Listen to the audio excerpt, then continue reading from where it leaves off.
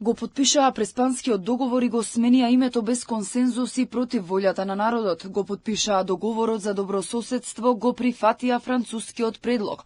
Го потпишаа протоколот со Бугарија, се согласија на уставни измени без консултација со тогашната опозиција.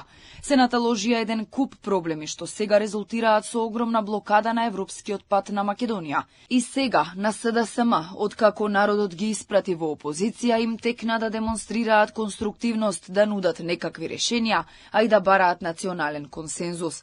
Експертите предупредуваат дека оваа реторика на опозицијскиот лидер Венко Филипче е само гола политика со празни флоскули, бидејќи кога неговата партија требаше да бара консензус за националните прашања, ја тераше својата агенда, ги газеше црвените линии и правеше отстапки кои предизвикаат трајни последици. Во моментов ние гледаме само една празна реторика и едни голи флоскули кои ги промовира актуелниот лидер на Социјалдемократскиот сојуз во време кога добар дел од неговите сопартици, па сосема веројатно можеби тој во одредена ситуација би требало да одговара за сите недела што ги направија во времето на нивното владение. Филипче вчера повторно излезе со барање за лидерска средба, убедувајќи ја јавноста дека ќе продолжи да биде конструктивен. Тој рече дека секој предлог што значи одблокирање на процесот би бил прифатлив, вклучувајќи ја и сугестијата на председателката Силјановска-Давкова за нов протокол со Бугарија, но без можност за вето.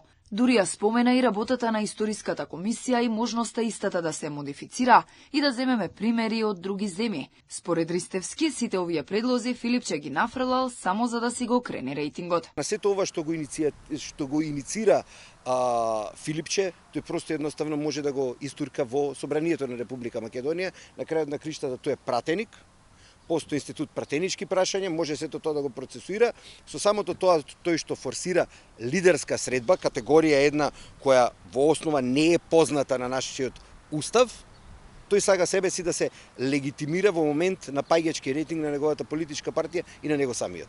Инаку, барањето за лидерска средба доаѓа откако пред еден месец Филипче се сретна со премиерот Мицкоски. Тогаш се договорија разговорите да се одвиваат преку работни групи и власта и опозицијата да најдат заедничко решение за македонските евроинтеграции.